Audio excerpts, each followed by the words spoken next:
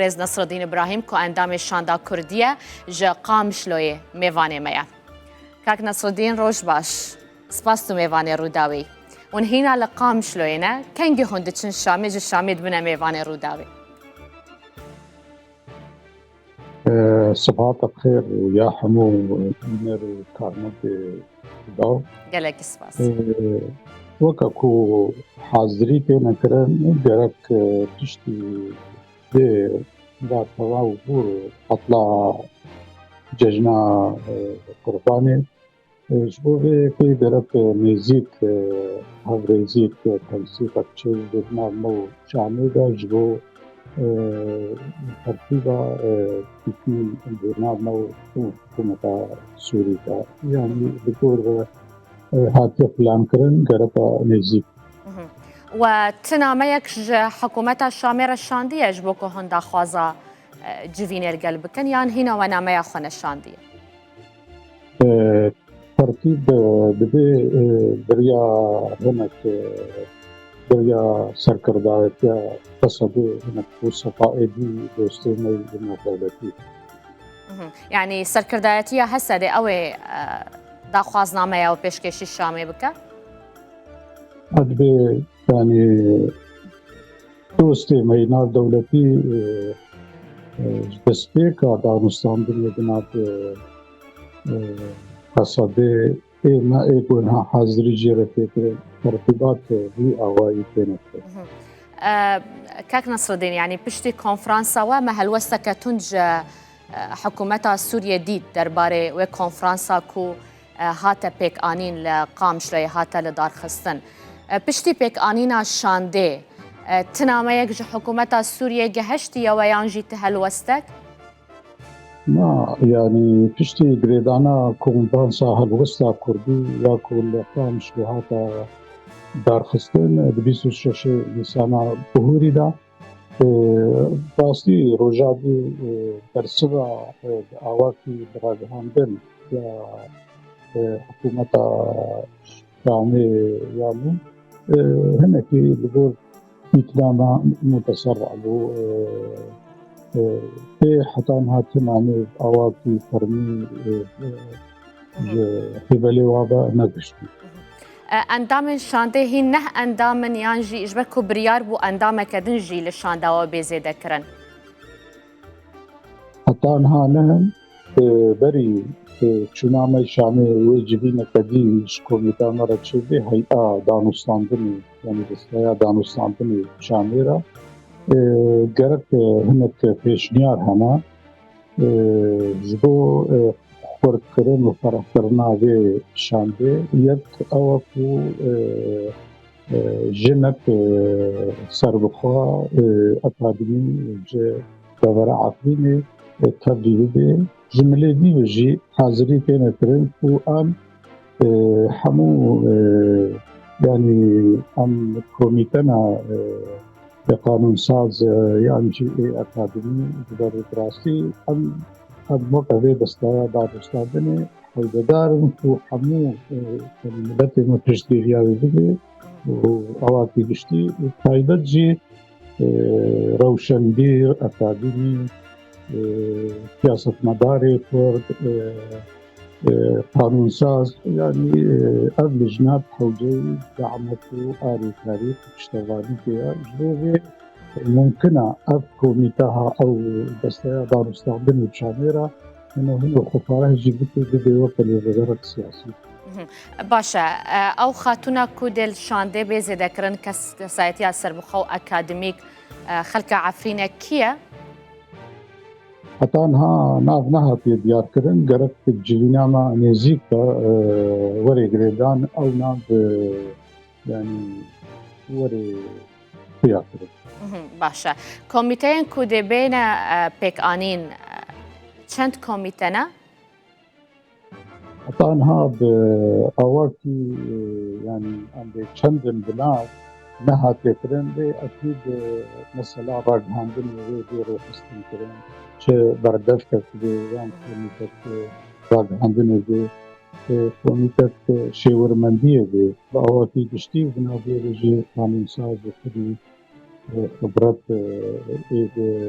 كان مجال دانستاندنا تفاوض دا وهذه يعني جمار نعت تحديد كرن لكن وقت ترانسيت مبدأ ويعني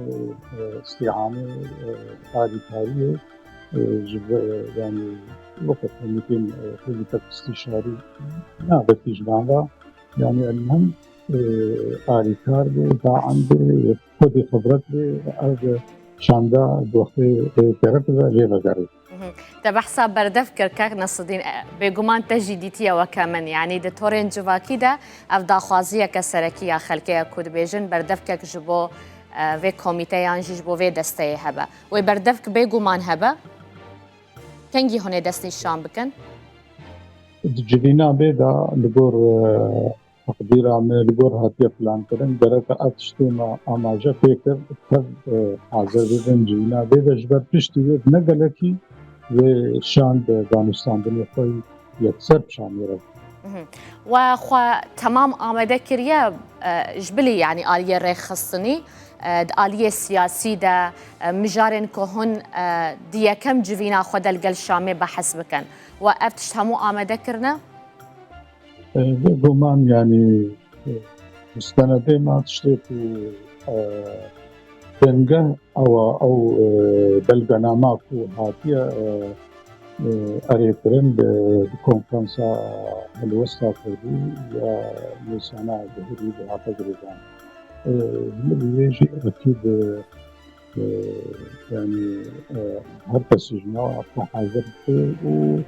چاوا دانستاندن چه اشکی دست پیدا که او دیگر جینا بیدا و به دست نشان کردن تکلیف کرد. دانستاندن اوا والگوری خالن کدوه بلگنامه هفش دهاتیه برزبندی ده يعني بريفا بتشهر جخالا يكم هنا دست بكن يان تشاوا او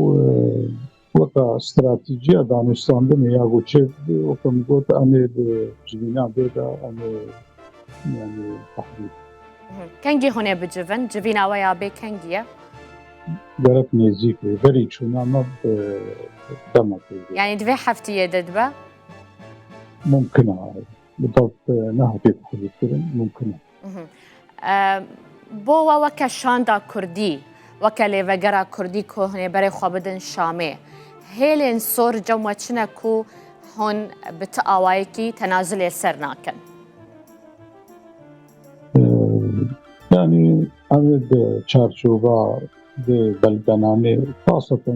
يمكن يعني حالا يعني مثلا سوريا كمناظم دي فرقادي ديمقراطي تثبيتها يعني ما في جلي فرد وقت ما في يعني وقت جلي في أصيل بسوريا بالدور عودوا موافقين دولتي بتشارشوبا يك آخا سوري وسروريا يعني ما في ملتي مد كولتوري دا مالك ودي يعني شيء أساسي يجمع سوريا كديمقراط فرقالي منابندي وما في ملت يذكر بتشارشوا في دولة هذا تثبيت ودوري خا بخا بعد وراء تجدد وأم بدينن منابندي هو سوري كردجي وكارب تكتيا سوري تشكينا سوري فاشكيا ويكتيا سوري تشكيش علي بتريفجي وسامان ودستلات وداعش كرن بناء دستلات نافندي ودستلات الدبرة جوابي يعني أذ تشتي أساسا وأنا سربي رشد وأن جينا نايلة ونه بهمو جورة يعني بهر جورة ننافندية كرازي ببن يان وجورة كي تايبت هيا كو هنا داخواز بكن شبركونا ننافندي بجارة كبر فرها بيبومان يعني جمع أساس ننافندية سياسية يعني فيدرالية بقول شرط مرجع ولاطي السوري ودبري وفيك هاتي يعني وبالتالي بچارچوبا دستور توافقي بناء همو اهلي سوريا وبيكرن لجمع يا درنج اوا هو يعني ابدا بدن يعني هرم منابندي سوريا دا خلفي ودورا وطيبت دليل قدرها خوفا دستنشان بتا وتاريخ أوفى قريبة بدا يعني أم ذي شاف هذا طبيعي إن ناظندي العالم رنتورد يعني نموذج بوفيك يعني جبنا يادرن وملتي كور دبري كوي كيرو كيدا خواب قريبة بدا ولجبنا دبري كودي وحدة سياسي جغرافي يتبع أمجبوه كارتن وأب أرمان جامع ما مستنصرين تدبيجي دفرين كردي كرد بخاب ريبا ببن ما بس تلوي داري تاني روش آواي كردستان يعني أف ريبا بريا خوصريا كونها هيا جبو هريما باكور روشالات سوريا بتف يعني جبلي روش آواي كردستان تزاني رقا هيا دير الزور هيا طبقة هيا يعني أف باجار ويش درفي فان دانوستاندرين كوهن ديل السربكن يعني أف ريبا بري وكا خونا مينا شغلك هاتيا يعني خياطرين شاندك نافي ريغبريا خوصريا باكر روحلات سوريا هيا أو دبرين تا أماجاتي كريو إيرو تي فاراستن شتوبلي هزا سوريا ديمقراط وريغبريا خوصري كده هيا أنجمنا السياسي كده هيا أنجمنا سوريا ديمقراط يعني بدور أم بدينن وروجاوای کردستان بشکلی جه روابطی خاصر به باکر و وحلات سوری دا یعنی وقت اقلیمتی چارچوبا دی اقلیمی فرا چارچوبا سوریا تا یخدی يعني هون جدا خاص بكن دي چارچوبا و روابطی خاصر ده هون بمینن بله خلک نافچین دنیان هرما باکر و روشالات سوریه پشتوانیا و دکه وکه شاندا کردی بێگومان گەلک ئالیەوەی سیاسی پشتی درێژانە کۆفرانسێنا سەردانا بارەکردنەکردن داخیانی دەرخستن و نەهاش بۆ vê ji bo ku em karin helwesta Kurdî ya deverên rêveberiya xweser bi hemû pêkhateyê xwe ve Kurd, Arab, Siryan, Aşûrî, Misilman, Xrîstiyan, Êzîdî ji bo vê ha hazirî pêkirin ji bo girêdana konfransekî ji hemû pêkhateyê rêveberiya xweser di Bakur û Welatê Sûrî de. Yek ji Armancê girêdana vî konfransî jî ew ku piştevaniya bi awakî resmî fermî piştevaniya muxrecatê konfransê نيسان طامشلو اف برس بو من هات يعني دبكو اف كونفرانسي برفرح بشتي كوبي بيك انين هون هن اندامين دنج بيك هاتين دنيين دفري تبليفي شاندي بكن شاندا كودانو ستاندن القل حكومة شاميتكا شانداوا هيا شانداوا ياكو بنادر ريفريا خسر وب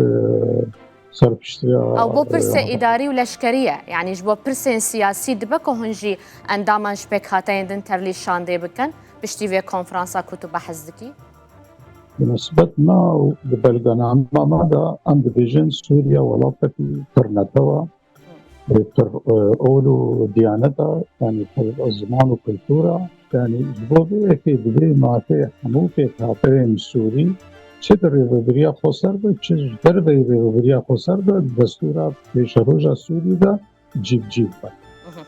از گلکی سپاسیاتتکم کو تومیوان نوروژه بوی گلکی سپاس برز نصر الدین ابراهیم اندام شاندا کردی اجبو دانستاندن الگل حکومت شامه جقام شو تومیوان مبوی از هیویتکم ددمک نزد شامه تومیوان مبا و دانستاندن سرکفتی هون انجام بدن